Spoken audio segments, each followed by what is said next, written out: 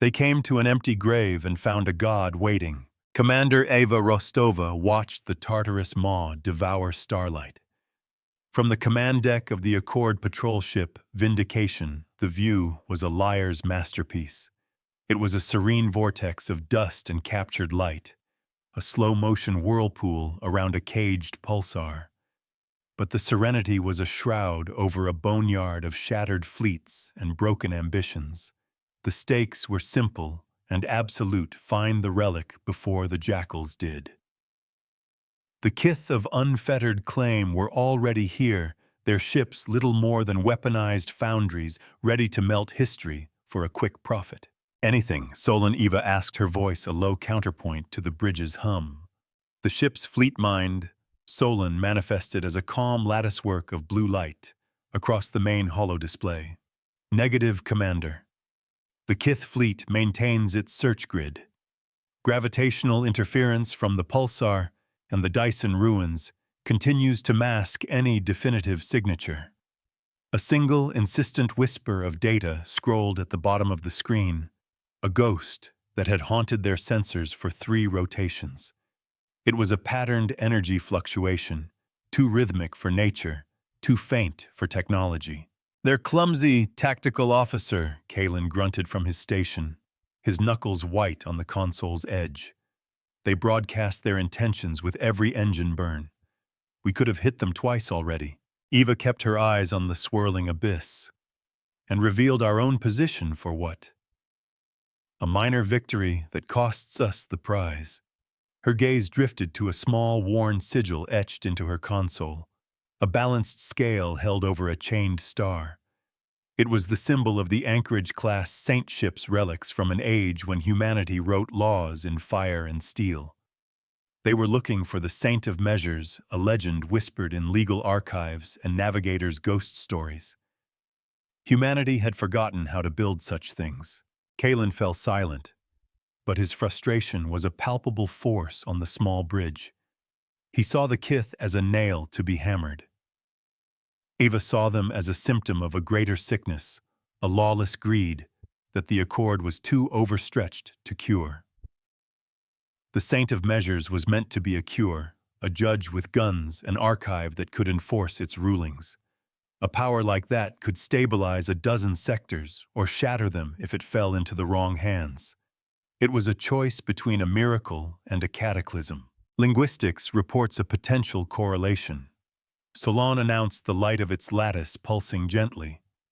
Officer Yorick has isolated a resonance within the ghost signal. It aligns with pre-diaspora liturgical chants dedicated to the concept of equilibrium. Eva turned, Yorick on screen. The lean, scholarly face of their xenolinguist appeared. His eyes held the weary excitement of a man who spent his life chasing echoes. "Commander, it's the hum. The legends call it the heartbeat of the scale. It's not a power source leaking energy. It's a clock, a metronome. The anchorage isn't in the maw. I believe it's using the maw as its anchor." He pointed to the caged pulsar at the system's heart. It's tethered to the containment field, drawing quiescent power and waiting for a specific key. Humanity did not build gods. It built tools that remembered promises. This changed the calculus entirely. The relic wasn't a needle in a haystack. It was the heart of the storm. The kith were searching the graveyard of debris, but the tomb itself was enthroned in the most dangerous part of the system. A cold thrill ran down Eva's spine, a mixture of terror and hope. They had a path, but it led straight through the dragon's teeth. The law was not a quiet library. It was a roaring forge. "They're blind," Kalen breathed, a slow smile spreading across his face. "They're tearing apart junk while the real prize is sitting in plain sight. Their ignorance is our only advantage." Eva countered, her mind already racing. "Solon, plot a course. Maximum stealth using the Dyson shell fragments as cover. We need to get inside the pulsar's exclusion zone without them ever knowing we were here." She looked from Kalen's eager expression to Yorick's academic calm. Her own doubts were a cold weight in her gut. She was not a warrior priestess anointed to awaken a sleeping giant. She was a cop on a dangerous beat, armed with a warrant and a prayer. A civilian distress call sliced through the quiet tension of the bridge. Solon immediately flagged it, displaying the transponder of a freighter the stellar scribe registered to a small independent colony on the fringe. A window opened, showing the ship, a lumbering transport caught in the tractor beams of two Kith corvettes. Its shields were down its hull, already scarred by warning shots. The Kith were not known for their patience. "They're 20 minutes away at best speed," Kalen reported, his voice tight. "Too far. We can't intervene without compromising the mission." Eva watched the scene, her jaw tightening. The Kith were broadcasting their demands on an open channel, a crude display of power. They wanted the freighter's cargo, its fuel, and its navigation charts. It was piracy, plain and simple, a direct violation of Accord law in a sector they were sworn to protect. This was the disease she was meant to fight, happening right in front of her. Her duty and her objective were in direct conflict. "Log the transmission." Eva commanded, her voice colder than she intended. "Record all violations. We will present it as evidence." Evidence to whom Commander Kalen shot back, his restraint finally snapping. "The Kith don't recognize Accord courts. By the time a tribunal convenes, that crew will be spaced and their ship will be slag." He was right. Justice was slow and space was fast. Solon's calm voice cut through the debate. "The freighter captain is refusing to comply. He is citing Accord Commercial Mandate 7 Delta, pertaining to the sanctity of cargo manifests." On the screen, a hail from the freighter captain played out, his voice tinny but defiant. "Under the protection of the Accord. Your claim is baseless. We will not surrender our vessel." Eva felt a surge of grim admiration. The man was citing the law to a pack of wolves. He was using the shield she was supposed to provide, unaware that she was hiding in the shadows, unable to act. The cost of their mission was measured in the levsas of those they were sworn to defend. This was the razor's edge of command. Every choice bled. The Kith response was a volley of plasma that blew the freighter's main drive apart. The vessel tumbled helpless. The Kith began their boarding action. Eva looked away from the screen, her own reflection staring back from the dark glass, a ghost haunted by the choices she had to make. To save the law, she first had to let it be broken. "Maintain our course, Solon." She ordered, the words tasting like ash. "Keep recording. We will be their ledger." A good ledger demands that all debts be paid. The Vindication moved like a phantom through the ruins of the Dyson shell. Immense continent-sized plates of stellar matter tumbled in silent slow motion, their surfaces scarred by a war fought before the Accord was even a dream. These were the tombstones of Titans.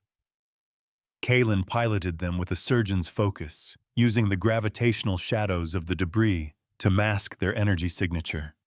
It was a masterclass in stealth, a delicate dance in a field of hammers. "Proximity alert," Solon stated. "A Kith long-range patrol. Vector is intermittent.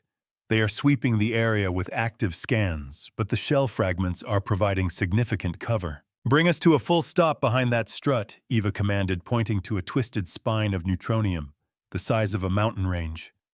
"Kill all non-essential power. We'll let them pass." The ship settled into a profound silence, the ever-present hum of the life support systems, the only sound. For long minutes, the only movement on the bridge was the slow crawl of the enemy vessel's icon across the tactical display. Eva could feel the tension as a physical presence. One mistake, one stray energy spike, and their hunt would be over. The hunter always knows the value of stillness. The Kith ship drifted by its powerful scan, washing over their position. The Vindication's hull groaned softly as it contracted in the cold. Eva held her breath, counting the seconds. Then the enemy ship moved on its icon, shrinking as it continued its patrol route. A collective sigh of relief went through the bridge crew. They were still in the game. They are arrogant, Jorik observed quietly from his station. They believe they are the only players in this system. Their search patterns are wide and inefficient, designed to cover territory, not to find a hidden opponent. Arrogance is a weapon that fires backward, Eva murmured. Solon, how much further to the pulsar's exclusion zone? At this rate, 3 hours, Commander. We will have to navigate the Grinder, a high-density debris field orbiting the inner containment ring. It will be the most hazardous part of our approach. The Grinder was aptly named. It was a storm of rock ice and twisted metal moving at orbital velocities that could shred a ship's hull in seconds. Navigating it required a perfect synergy between pilot and machine. Eva had absolute faith in Kalen's skill, but her trust in their luck was wearing thin. Fate does not favor those who trespass in graveyards. As they drew closer, the rhythmic hum that Yorick had identified grew stronger, no longer a ghost on the sensors but a tangible vibration felt through the ship's deck plates. It was a deep, resonant pulse that seemed to settle in the bones. It was the sleeping heartbeat of the Saint of Measures. The ship was singing a song of stored potential. The frequency is stabilizing. Jorik reported, his voice filled with awe. It's not just a clock.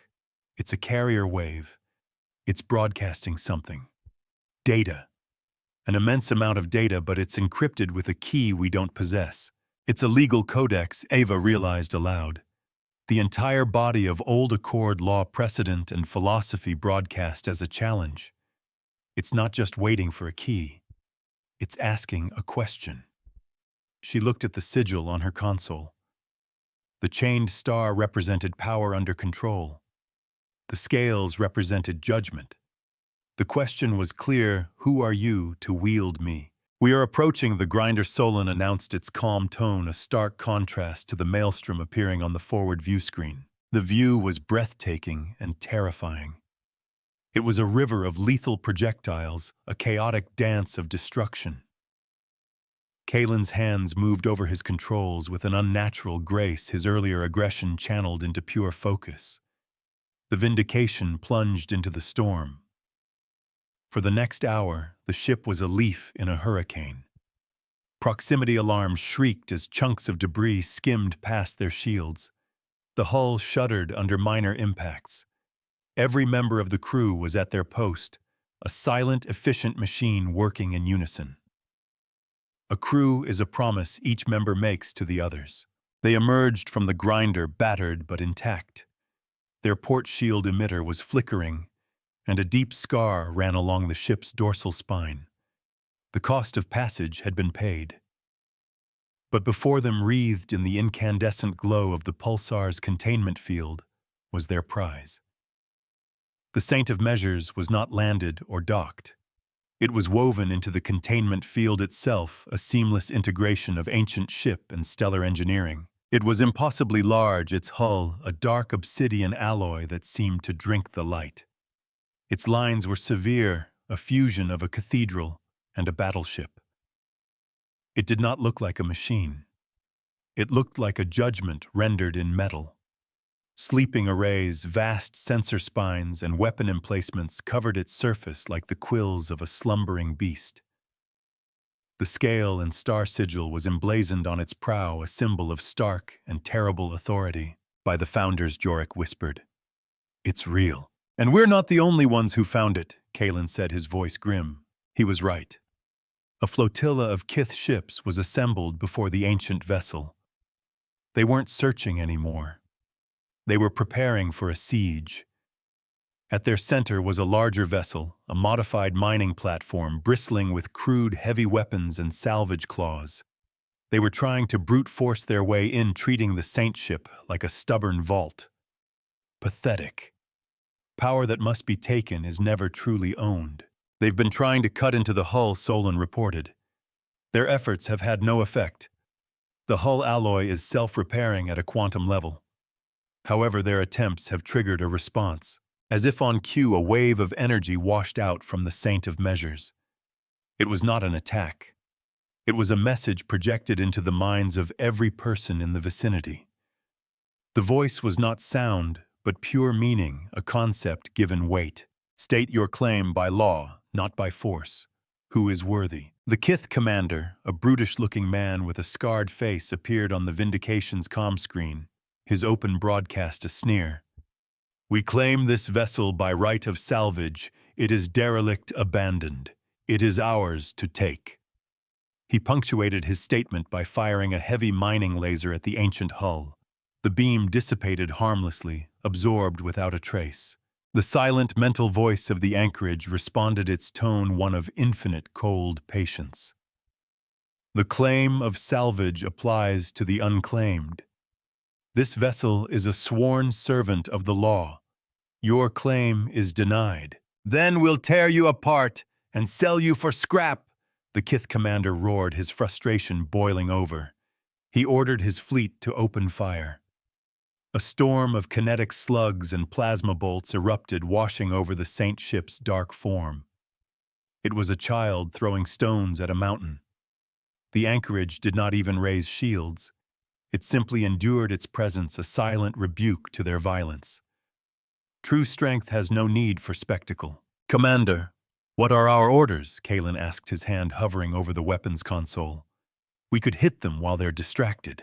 No, Eva said, her eyes fixed on the unfolding drama. This isn't a battle. It's a test. A tribunal. She understood now. The anchorage wasn't a prize to be won.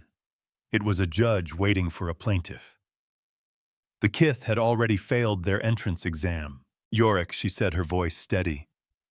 Tell me about the adjudicator's proof.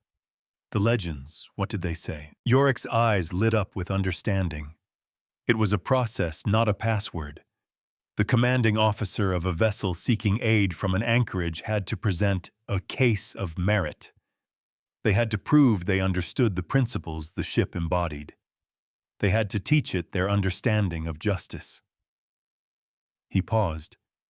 It was said the ship remembers by ledgers and teaches by numbers. It was never about control. It was about consent. Consent. That was the key. The Kith sought to put a collar on a Leviathan. Eva would ask it to be their partner. History is a conversation, not a command. Solon, Eva ordered. Open a channel to the Saint of Measures.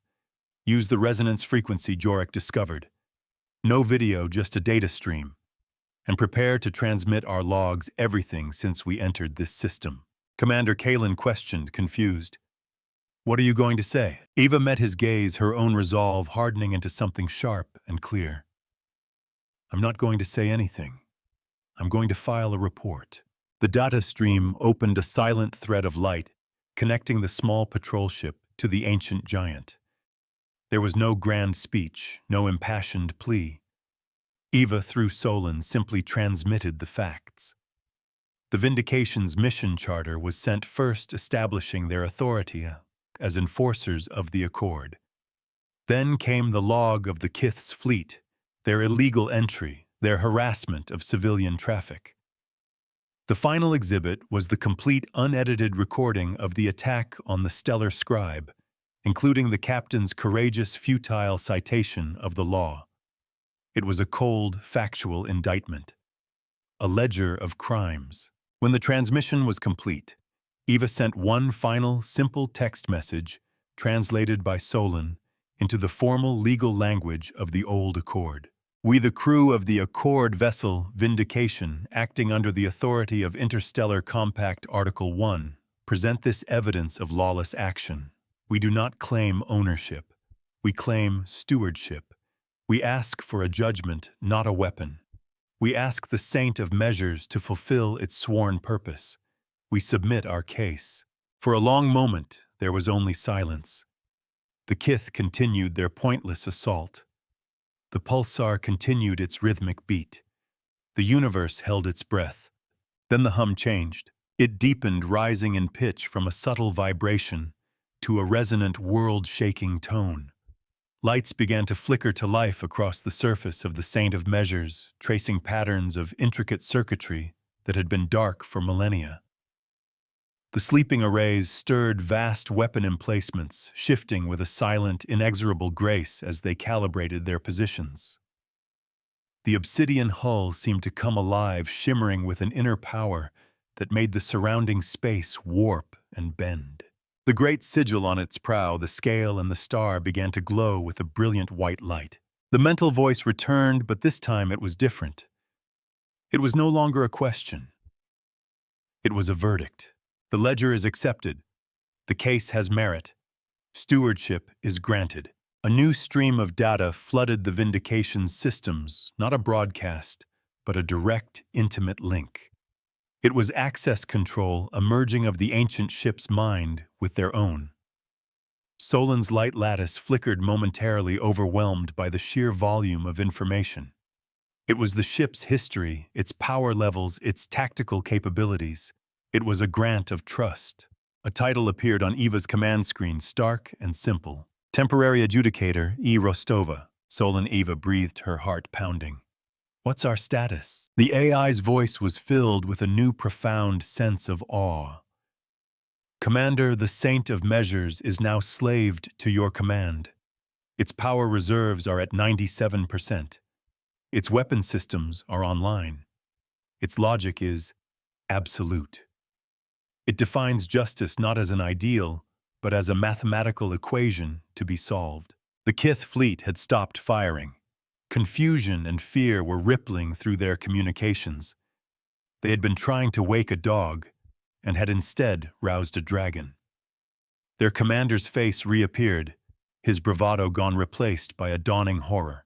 What have you done? He snarled, his voice a ragged whisper. Eva looked at the tactical display. The icons of the Kith fleet, once menacing predators, now looked like frightened minnows. The icon of the Saint of Measures, now designated Anchorage Shun, was a fortress of light. She had the power to obliterate them, to turn their fleet into scattered atoms. The temptation was a dark, seductive whisper. Vengeance was easy. Justice was hard. A measured response was required. It was the first lesson a ruler must learn. Solon Eva said, her voice ringing with newfound authority. Advise the Kith fleet of the following. They have been found guilty of piracy, illegal salvage, and assault on a civilian vessel. Their actions have been recorded and judged. She leaned forward, her eyes locked on the Kith commander's panicked face. Their sentence is to be carried out immediately. The Saint of Measures will confiscate their vessels and all assets. They are to surrender their crews for transport to an Accord tribunal. Any attempt to resist will be met with precisely calculated non-lethal force. The Kith commander laughed, a harsh, grating sound. Non-lethal. Your giant toy just woke up.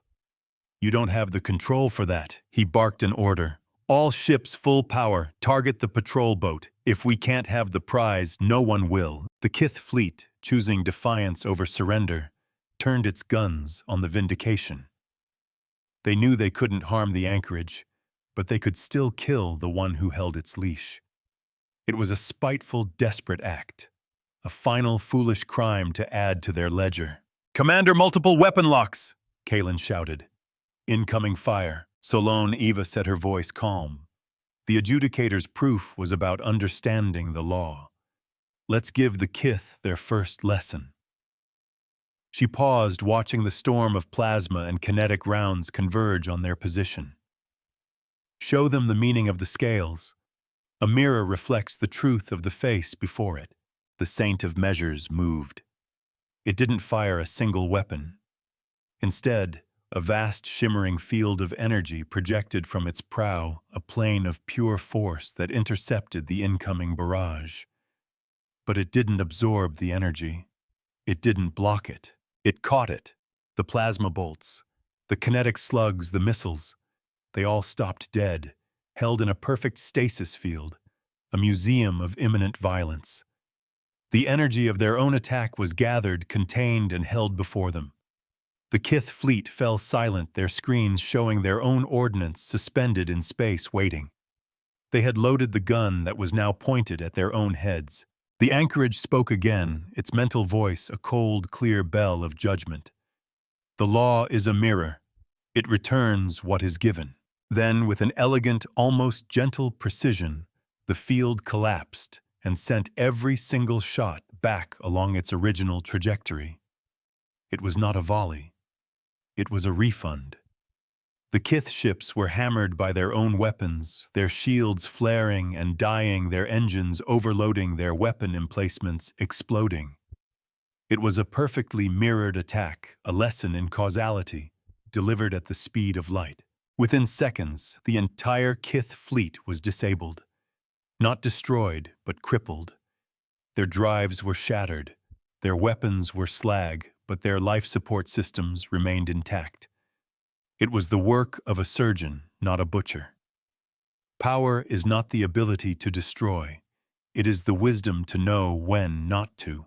The bridge of the Vindication was silent. The crew staring in stunned disbelief. They hadn't fired a shot yet.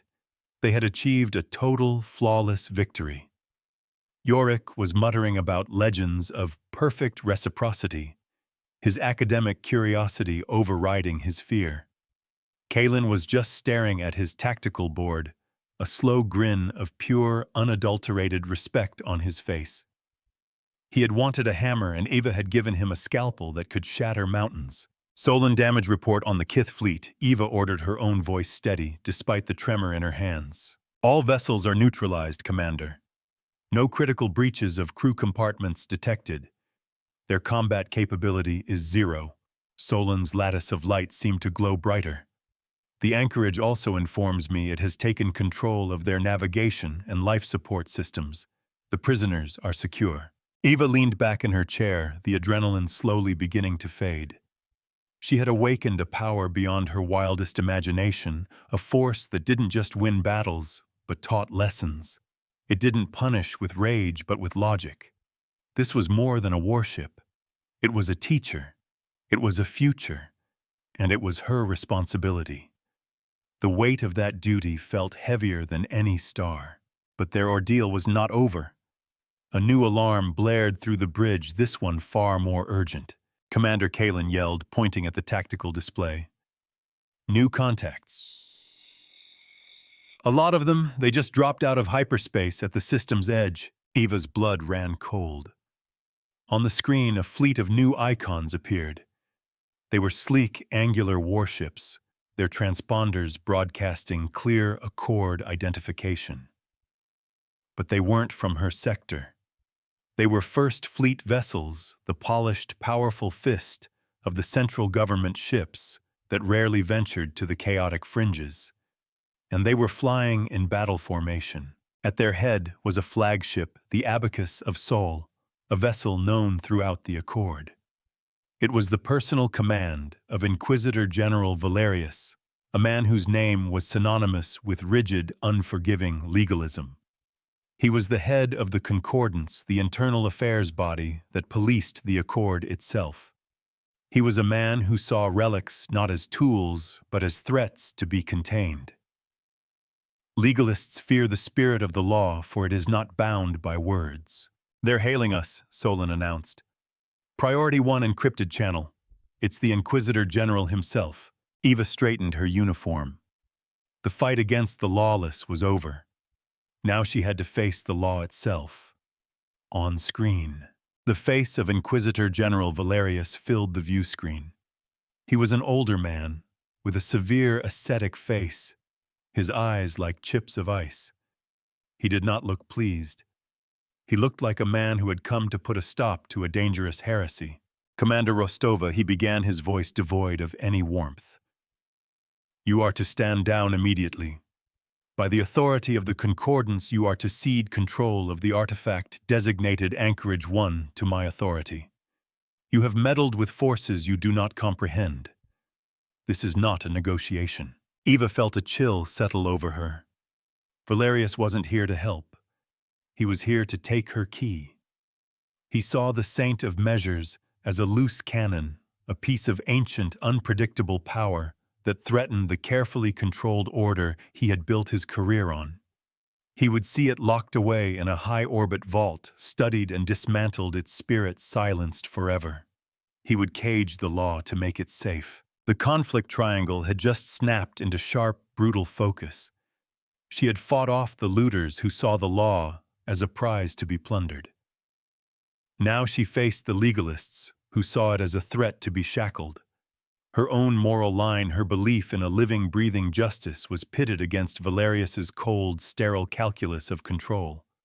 And behind him sat a fleet that could grind the vindication to dust. Inquisitor General Ava replied, her voice firm and respectful, but yielding nothing. With all due respect, the Saint of Measures is not an artifact. It is a commissioned vessel of the old accord. It has judged our case and granted us stewardship. Its authority may in fact predate your own. She was standing on a knife's edge, but she would not back down. A precedent was about to be set. Valerius's eyes narrowed. Your interpretation is irrelevant, Commander. You will comply. Power like this cannot be entrusted to a fringe patrol captain with romantic notions. It must be controlled. He was not wrong to be cautious. He was wrong about the nature of the lock. He gestured off-screen, and the ships of his fleet began to advance, their weapon ports sliding open. They were not preparing to fire on the anchorage. Their target was the Vindication. Valerius's strategy was clear: remove the adjudicator, and the grant of stewardship would be broken. He was following the letter of the law even as he sought to strangle its spirit. Solon, Eva said quietly, her eyes never leaving Valerius's face. The anchorage teaches by numbers. Does its library contain any precedent for this situation? An internal conflict over stewardship of a lawful asset. Solon's light pulsed rapidly. Searching. Yes, Commander. Precedent 74 Gamma, the Scipio adjudication. In a case of disputed authority, the anchorage is compelled to seek a proof of competence from all claimants. It must determine which party best represents the principles of the law it serves. Eva allowed herself a small, grim smile. The anchorage wasn't just a weapon or a judge. It was a test. And Valerius, in his arrogance, was about to take it. He believed the keys were his by right. He would soon learn they had to be earned. Inquisitor General Ava said, her voice carrying a new weight. I am afraid the anchorage does not recognize your authority as supreme in this matter. It has initiated a legal challenge. A proof of competence. Valerius looked momentarily stunned, his composure cracking for the first time. That is an archaic, irrelevant protocol. Is it? Eva countered. This is an archaic vessel. It plays by archaic rules. The game had changed. It was no longer a battle of warships. It was a battle of wits, a contest of legal philosophy with a god machine as the judge, and the entire system was the courtroom. She looked at the pulsar, at the swirling ruins, at the two fleets poised on the brink of conflict. This was the true test. Not just for her, but for the soul of the Accord itself. The scales of the Saint of Measures were waiting to be balanced. The space between the two fleets crackled with a tension thicker than any hull plating. Valerius's face was a mask of cold fury, his authority challenged not by a weapon, but by a principle. The law was his sword and his shield, and a ghost from the past had just declared it was judging his worthiness to wield it. For a man like Valerius, this was the ultimate insult. True order does not ask for permission. The protocol is acknowledged. Solon's voice cut through the standoff, calm and impossibly formal. The Saint of Measures has defined the terms of the proof of competence, a single objective presented to both claimants. The adjudicator will be the party whose methods are judged most congruent with the core mandates of lawful stewardship.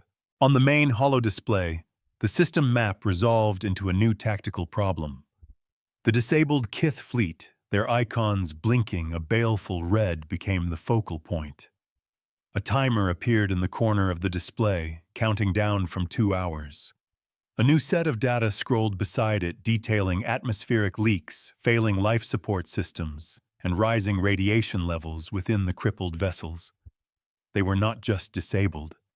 They were dying ships. The objective is designated the salvage adjudication. Solon relayed its voice now, the clear, passionless tone of the anchorage itself. You will secure the prisoners, neutralize all environmental hazards, and render the vessels safe for transit. The use of lethal force is prohibited. Damage to prisoner populations or salvaged assets will be negatively weighted. The claimant who completes the objective with the highest efficiency and lowest collateral cost will be granted full stewardship. Valerius sneered. A rescue mission. How quaint. He saw it as a simple test of resources, a matter of brute force efficiency. He had a fleet of modern, powerful ships with tractor beams and marine contingents ready for mass boarding actions. He looked at the Vindication, a lone, scarred patrol ship, and saw no real competition. Commander Rostova. I will grant you the courtesy of the first move, Valerius stated, his tone dripping with condescension. Show me what sentimental justice looks like. We will observe. His fleet held its position, a silent ring of judgment. Eva ignored his jibe. Her mind was already working, parsing the problem. This was not about speed. It was about precision. It was a test of philosophy. Valerius saw a mess to be contained. Eva saw a wound to be treated. An action taken in haste is a debt owed to the future. Kalen, give me a detailed scan of the Kith flagship, the grave robber she commanded. Focus on their primary life support and reactor shielding. Yorick, I need any known schematics for that class of modified freighter.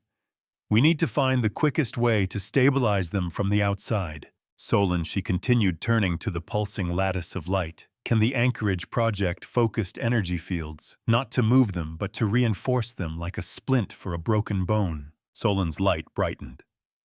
Affirmative. The vessel's projection systems are capable of generating localized stasis and structural integrity fields with surgical precision.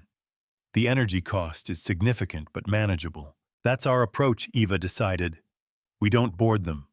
We don't drag them. We triage them one by one right where they are. We will be medics, not jailers. A good law heals the damage it finds. Valerius watched, his expression unreadable, as the saint of measures began to act. A thin, brilliant beam of white light, no thicker than a wire, lanced out from the anchorage. It struck the hull of the Kith flagship, not with force but with a quiet hum.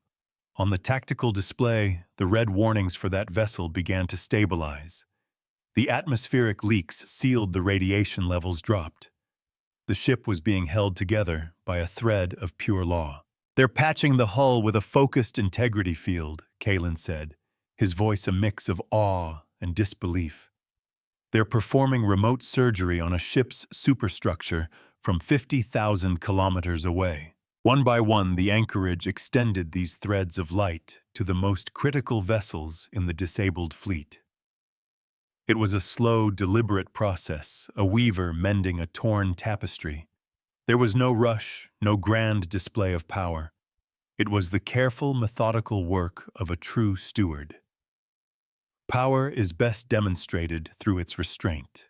Aboard the Abacus of Sol, Valerius watched with growing impatience. Rostova's method was elegant, he would grant her that, but it was slow. His own philosophy was built on decisive action, on overwhelming a problem until it ceased to be a problem. He saw her precision as timid hesitation. Enough of this theater, he muttered to his own bridge officers. She is treating criminals with a care they do not deserve. Order the fleet. Squadrons Alpha through Gamma will advance. Each vessel will acquire a Kith ship with its primary tractor beam. We will pull them into a secure static formation. We will do in 10 minutes what she is taking an hour to accomplish. Sir, his tactical officer cautioned the stress of multiple uncoordinated tractor beams could compromise their hulls further. We could tear them apart. That is an acceptable risk, Valerius snapped. The objective is to secure them. The law values order above all else. Proceed. The Inquisitor General's fleet moved. Beams of raw power, thick and brutal, shot out and latched onto the Kith ships. Hulls groaned under the strain. Alarms shrieked across the Vindication's bridge as the integrity fields the anchorage had projected were overwhelmed by the crude force being applied. The careful triage was being undone by a club. "He's hurting them," Kalen shouted. "The lead corvette is buckling. He's going to break its spine." "He doesn't care," Eva said, her voice cold. "He's not trying to save them. He's just trying to win." She looked at the timer. Valerius was indeed faster. His method was ugly and dangerous, but it was getting the ships into a contained position far more quickly than her own. The anchorage's scoring system valued efficiency. She was losing. Then came the escalation. A new alarm cut through the chaos, one that originated from the heart of the system itself. A deep, resonant shudder ran through the Vindication, a tremor that had nothing to do with the ships around them. "Commander, the pulsar." Solon announced, its calm voice now tinged with urgency. "The containment field is fluctuating. A cascade failure is beginning in the primary emitters. The Inquisitor General's use of massive unshielded tractor fields is interfering with the delicate balance of the containment system." Valerius had made a fatal miscalculation. He had treated the system like a sterile courtroom, ignoring the volatile, powerful forces that filled it. His haste, his desire to prove his superiority, had endangered everyone. The law, when blind to its context, becomes an instrument of destruction. On the main screen, the caged star at the system's heart began to pulse erratically. Flares of incandescent energy, each one large enough to vaporize a battleship, erupted from its surface, smashing against the weakening containment field. The Dyson ruins began to drift their orbits, disturbed by the shifting gravitational tides. The test had just become a crisis. The voice of the anchorage spoke in their minds, its message stark. New parameter. System stability is now the primary metric. Preserve the lawful order of this system. Valerius, for the first time, looked truly afraid. He had unleashed a power he could not control. His fleet was too close to the pulsar, their engines straining against the gravitational shear. He had trapped himself. "Inquisitor General, I strongly advise you to disengage your tractor beams," Iva broadcast on an open channel. "You are destabilizing the entire system. Your actions are reckless." Silence. Commander Valerius shot back, his voice tight with desperation. "The only course is to secure the anchorage and use its power to rectify the situation. You will cede control now." He was doubling down on his mistake, believing that more power was the only solution. He still thought this was about who held the biggest gun. Eva knew she had a choice. She could continue the contest, proving his methods were inferior, or she could abandon the test to solve the problem. It was no choice at all. A true leader does not count their victories when lives are on the line. "Solon, disengage all triage operations," she commanded. "Forget the Kith fleet. All power to the main projectors. I need a solution for the containment field. Now." The field requires a precise resonant energy frequency to reinforce its matrix. Solon replied, processing trillions of calculations a second. The anchorage is capable of producing this frequency. However, it will require diverting 90% of its available power. We will be defensively inert, and the projection itself will place immense strain on the anchorage's core systems. "Do it," Eva said without hesitation. Kalen, plot a course. Get us between Valerius's fleet and the worst of the pulsar's flares. They are Accord vessels. We will shield them. Kalen stared at her. "Commander, he's our opponent. He caused this, and the law protects all," Kalen, Eva replied firmly. "Even those who make catastrophic mistakes. That's the point." The Vindication, dwarfed by the ancient Saint ship, now tethered to its will, moved. The anchorage shifted its immense form, turning to face the raging pulsar.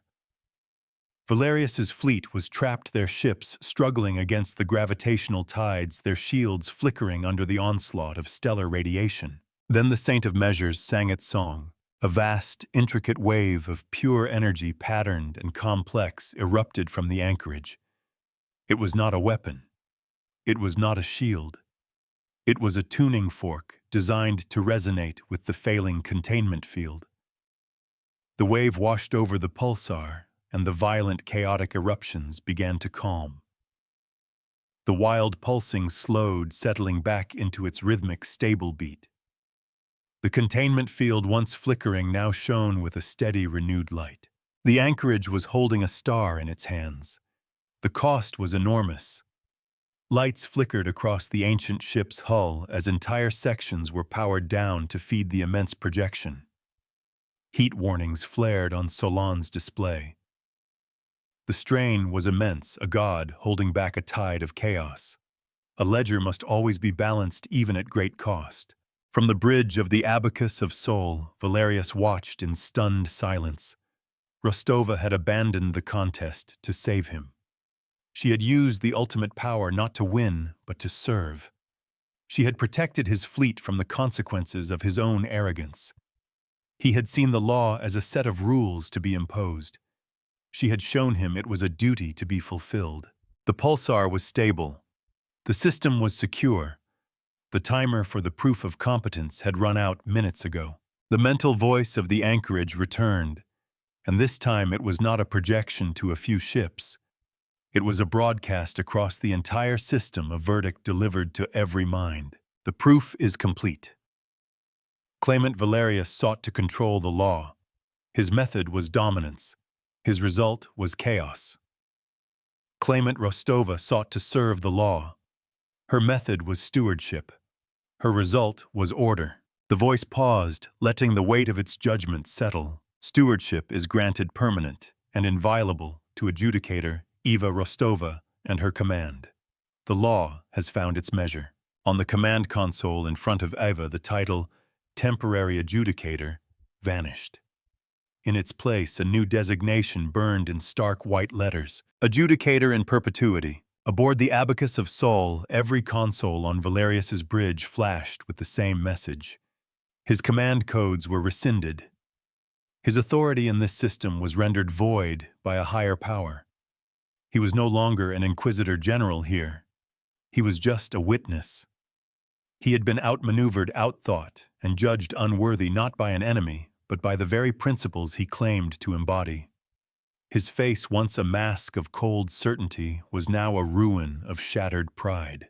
Eva took a deep, shuddering breath, the tension of the last few hours finally hitting her. She felt the exhaustion down to her bones. The Vindication's bridge was quiet, the crew watching her, their faces a mixture of awe and relief. She had not sought this power, but it was hers. The responsibility was terrifying and absolute. Solon, she said, her voice quiet but clear. Send a message to General Valerius. Inform him that his fleet is free to depart as soon as they have recovered their stability. Then begin full rescue and processing operations for the Kith prisoners. Do it right this time. She looked at the ancient, magnificent ship that was now hers to command. It was not a weapon. It was a promise. The work was just beginning. A promise is a debt that never expires. In the weeks that followed, the Tartarus Maw was transformed. Under Eva's direction, the Saint of Measures became not a warship, but a mobile courthouse and a sanctuary. The Kith prisoners were treated humanely, their cases logged and processed with a fairness they had never known. Their ships were carefully salvaged, the resources catalogued and held in trust. The work was slow, methodical, and just. It was the work of building, not breaking. News of the Tartarus adjudication spread like wildfire through the Accord. A fringe patrol captain had awakened a legendary saint ship, faced down an Inquisitor General, and established a new precedent for the application of law in the chaotic outer sectors. Some called her a messiah. Others called her a dangerous rogue. But no one could deny the results. Crime rates in the surrounding sectors began to drop as pirates and warlords grew wary of a justice that could not be outrun or outfought, a justice that operated with the precision of a scalpel and the finality of a star. Eva established her permanent command on the vast cathedral-like bridge of the Saint of Measures. Kalen became her tactical commander, his aggression tempered into a focused vigilance. Yorick became the ship's chief archivist and legal counsel, deciphering the anchorage's immense library of precedent. Solon, its consciousness now intertwined with the ancient vessel's core logic, served as the voice of the ship itself, a perfect fusion of old and new. The crew of the Vindication, once a simple patrol unit, had become the first servants of a living law. They never forgot the cost. The anchorage's power cores were permanently scarred from the strain of containing the pulsar, its maximum output, forever diminished by a few percentage points. It was a constant physical reminder that the greatest acts of service required the greatest sacrifices. Eva herself carried the weight of her decisions, the memory of the stellar scribe, a ghost that drove her to ensure that such a choice would never have to be made again. Justice must be present to be real. One cycle, as she stood on the observation deck, watching the serene, now stable pulsar, Kalen joined her. "We did it, Eva," he said, his voice quiet. "We actually did it. We started it," she corrected gently. "The work is never done, Kalen. The ledger is never full." She pointed to the main bridge, visible through a thick pane of armored crystal. On the central console, a single entry in the master ledger was always kept open, its light a steady, insistent pulse. It was the entry for the crew of the stellar scribe, their sacrifice honored as the founding case of this new era. It served as the first line in a new book of law. The Rostova precedent is simple. The law is not a weapon to be wielded, nor a shield to be hidden behind. It is a tool to be used, a wound to be mended, a balance to be found. It teaches by numbers and remembers by ledgers, but it will never again be served by a collar. It will be served by a compass. The scales are now open for business.